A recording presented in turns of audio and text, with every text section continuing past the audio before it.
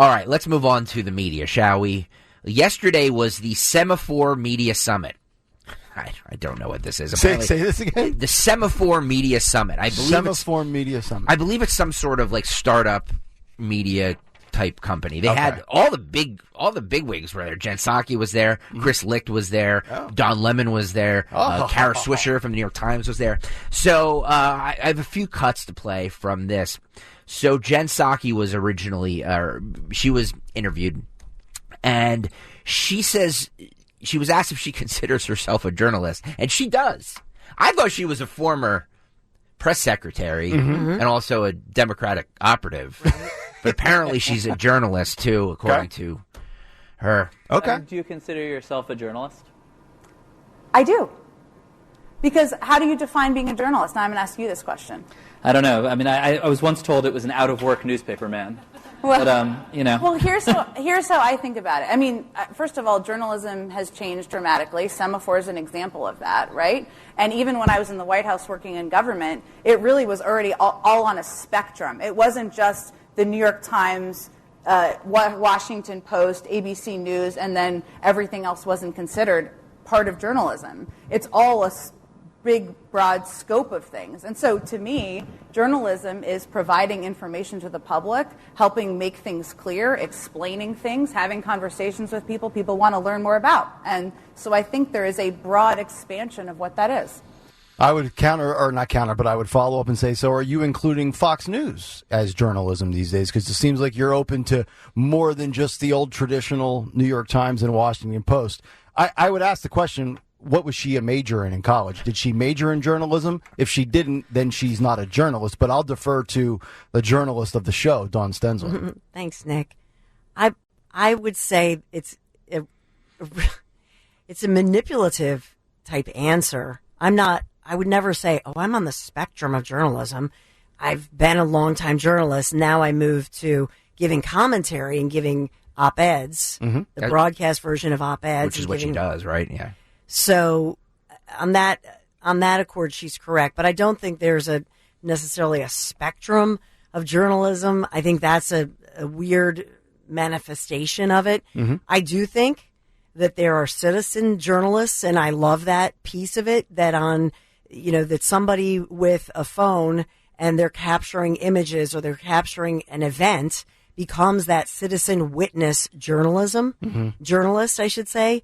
But I just think that we can't pick and choose. It's like the old saying, you know it when you see it. And so I don't call giving an op-ed. When I'm giving commentary or an op-ed, I'm saying that. I'm saying I'm giving you my opinion. That is not necessarily journalism to me. Yes. So we have to discern from that. Totally agree. And look, I will never claim to be a journalist. If I could do it again, I would go back to school and major in journalism instead of what I majored in. But I don't claim to be a journalist. I'm just here for opinions and entertainment and, whatever the content of the day is, giving my thoughts and my views on it. And then hopefully, honestly, you know what we're doing? And I'm going to let the cat out of the bag here for you, for all the people listening to this show. We have one goal. That is to keep you for as long as possible. Yes. That's it. Yep. That's the whole gig. Yep. The more I can keep, the longer I can keep you, appease you, and appease the people that pay the money for this place. Yep. That's it. Yep. It's not journalism from my vantage point.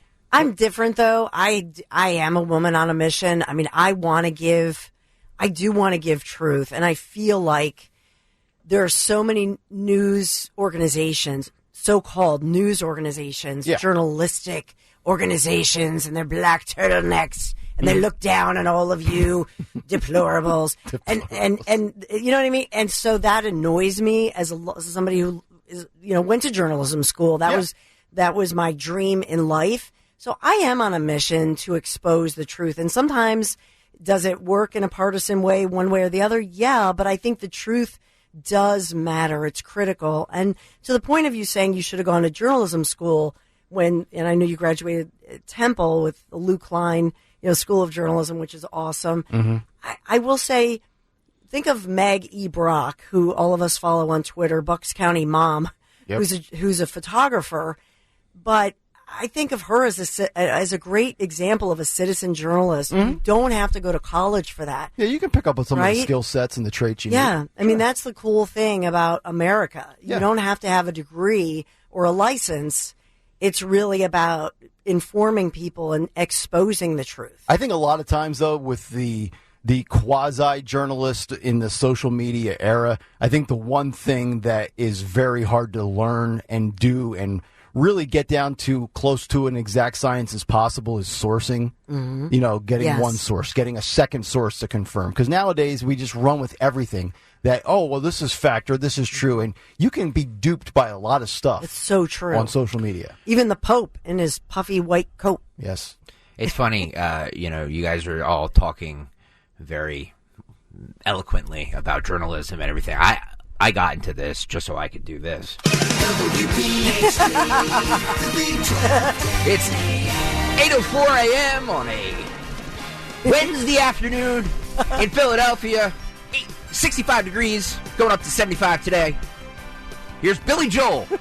You may be right. Another commercial-free rock block on the way.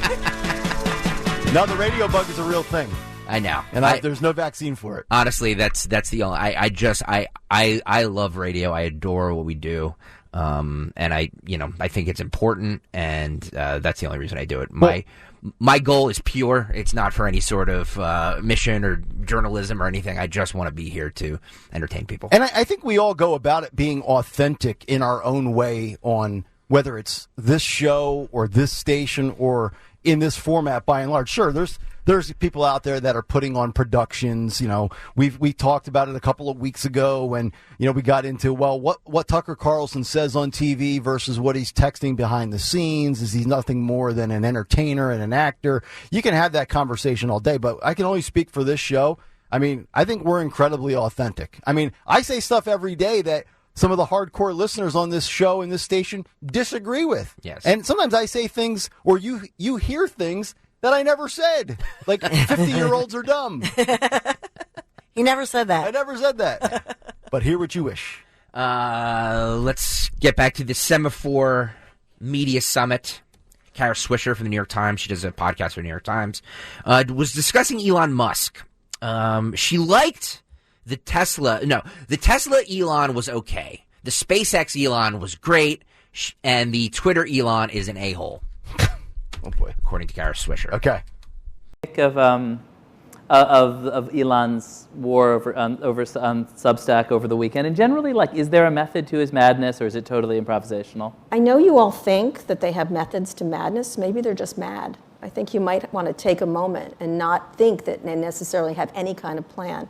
When I was a kid, my grandmother used to say, intelligence has its limitations, but stupidity is infinite.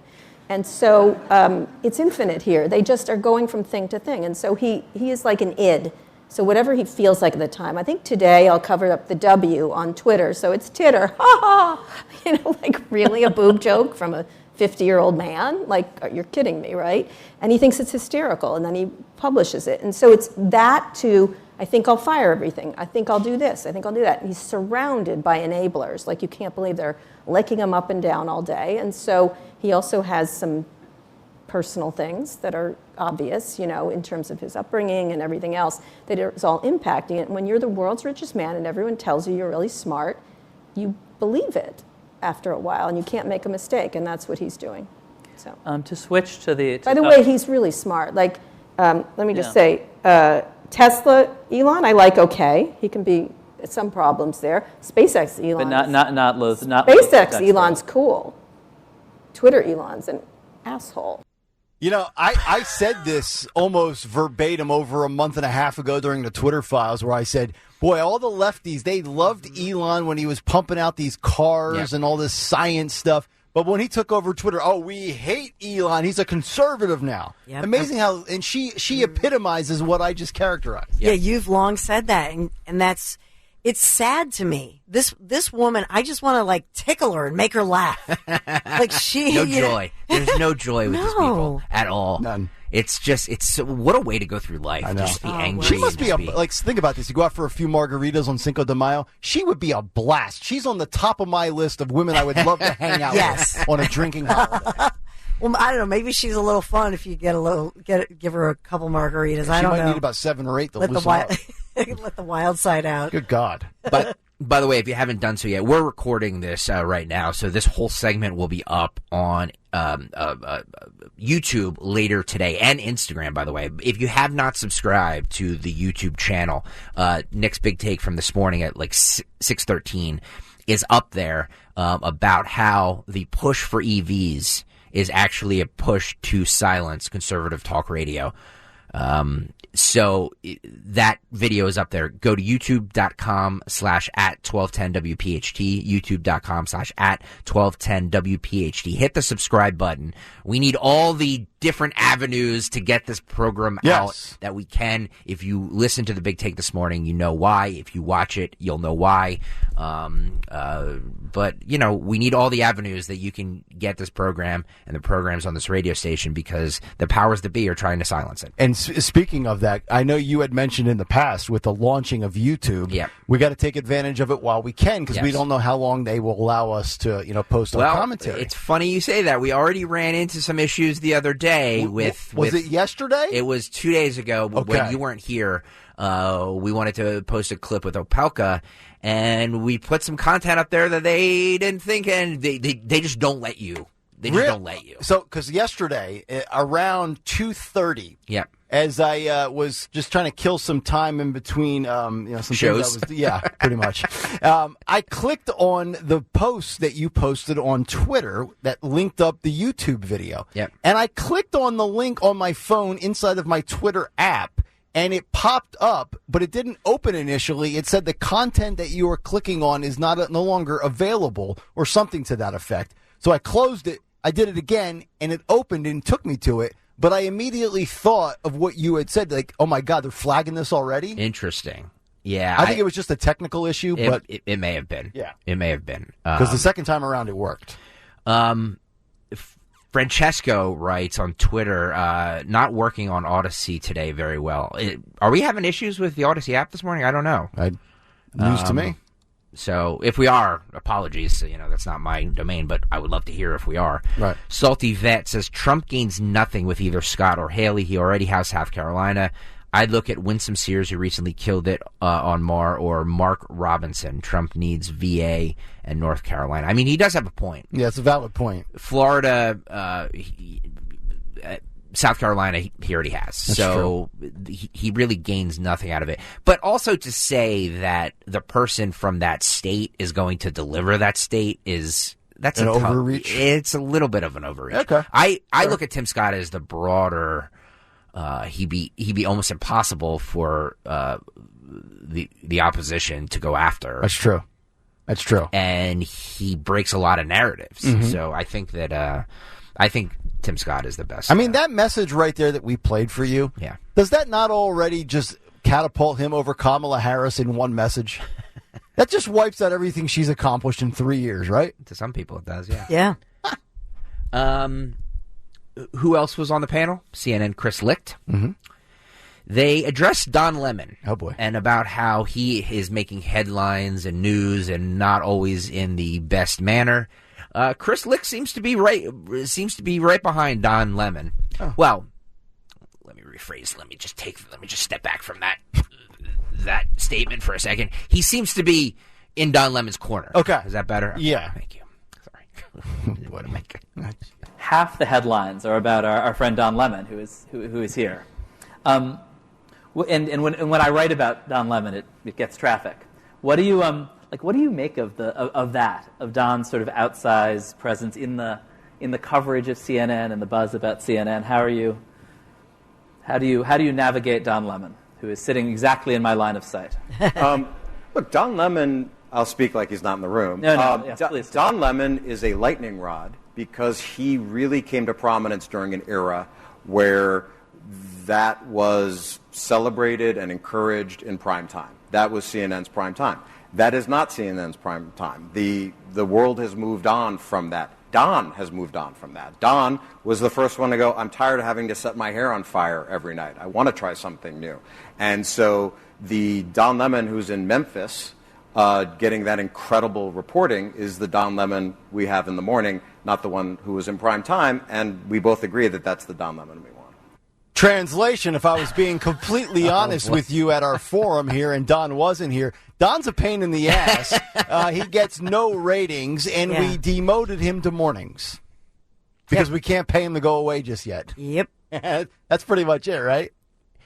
Do you does anybody believe that Don Lemon came to Chris Licht and said, I know I have my own show right now in prime time, but I don't want that anymore. I want to be on in a morning show. And look, in radio, mornings are where it's at. Cable news, especially CNN. Correct. Not so much. So does anybody believe that narrative? No. Nope. Because in radio, you want to be on in drive time, morning or afternoon, when most people are on the roads to and from work. You don't want to be on TV for the most part when people are at work. You want to be on TV at night when their day is over. Yep. I don't know even if it's that. It's that he had his own solo show in the evening. Mm-hmm. And now he gets up. He's with an ensemble cast that he's not necessarily. I think he and Poppy get along better than the other one who, The Collins. Caitlin. Yeah. Caitlin. Yeah. I don't know. I think that this is sort of miserable for him. And if it's amazing. You can be a lightning rod and not get ratings because Don Lemon's proof of that. Like Don Lemon is clickbait material, except there's more people talking about him on other shows than there are watching his own show. It's true. Which is fascinating to me. But one thing and I don't believe this, but if it was true, I think there's merit to what he would be saying. I'm tired of being on at night for an hour and lighting my hair on fire. That's how I got to the point with sports radio. Like, I could no longer come in and again, I think Don Lemon was demoted. In fact, we pretty much almost know it. But, I got tired of doing a solo sports show where I had to be outraged over something every night. Yep. Every single day. Yep. It is exhausting as hell, especially if you don't believe it. And, I'm sitting there, I'm like, I don't want to talk about the Eagles for 4 straight hours for the 5th straight day on the same player. I can't do it anymore. It's funny. I had a conversation with somebody, and I'm sorry, Don. I had a conversation with somebody yesterday who knows you. I won't go into who it is. And it says, hey, boy, he's the most relaxed I've ever seen him. Oh, wow. Meaning you. Really? Yeah. So interesting. Well, I get a nice nap each day. Well, My wife and kids meaning, aren't around. meaning you feel like you can finally say what you've always wanted to say. And I certainly want to hear what Dawn has to say. But there's diversity to this show. We don't do 4 straight hours on Trump. We don't do 4 straight hours on Biden. We don't do 4 straight hours on Ukraine. There was just no diversity to local sports talk. It was like we have a city with 4 teams, and you only want me to talk about one of them. You're taking away 75% of what I could talk about. I'm done. Yeah. I know Biden and Trump and everything's in the news. I need you to talk 4 hours about Ukraine. Yes. Go, Nick. Sorry, Don. No, I think for Don Lemon, the truth is that he had an amazing platform. He had his own show in the evening. And let's just talk about somebody who's a liberal, who's Rachel Maddow. Mm-hmm. How did she become so successful, the most successful, liberal commentator, certainly with NBC, MSNBC, because she's authentic. So she chose the interviews. She chose whatever she was doing. It wasn't about Rachel. It was actually about what she believed in. I'm not saying that she was always truthful because she omitted a lot, but she's very good at it. And she's a talented broadcaster and opinion person, and she's extraordinarily successful. Mm-hmm. Why? Because she's talented and she's authentic. Again, probably a lot of us might not like what she's saying or watch her, but I actually get a kick out of her because she's good at what she does. Sure. Don Lemon in that format in the evening was just not that good at what he did. So for him to say, oh, well, I couldn't stand, lighting it on fire, then don't. Do compelling television, Don, right. But you couldn't do it. Well, and so you failed at it. See, here's the thing, and I used to have battles with some of my old bosses where, it was, well, I need you to talk. It almost became to the point where the content or the team or the player I had to talk about was the show. It was not me as the personality. And I said, I don't need to come in ticked off every day. I can entertain people. Yeah. I can just let myself be myself. And I think that's to your point. Well, then, Don Lemon, if you got tired of being on fire every night, if you have any sense of personality or any entertainment factor, then use that. Use the skills that you have. Don't force something just for the sake of, I feel like I got to come every day and say the world's burning down. But the difference was the change of leadership and management and style at CNN. So Don was very good at toting that progressive rope, right? When we had a different manager at CNN. When Chris Licht took over, he wanted somebody with talent who could just be authentic and do a great job, give good face, give good television. Don Lemon can't do that. Yeah. He gave a political, partisan, progressive line. That's what he was doing. And for Zucker, that was good enough, even though their ratings sucked. And if you remember, we played the clip for you, which was different Don Lemon than 10 years ago. Exactly. Remember the clip we played from 2013 where he's talking about all the issues with inner cities and how you bring some of the issues on and the trouble yourself? And then he did a total pivot, and he, to your point, extremely progressive. Yeah.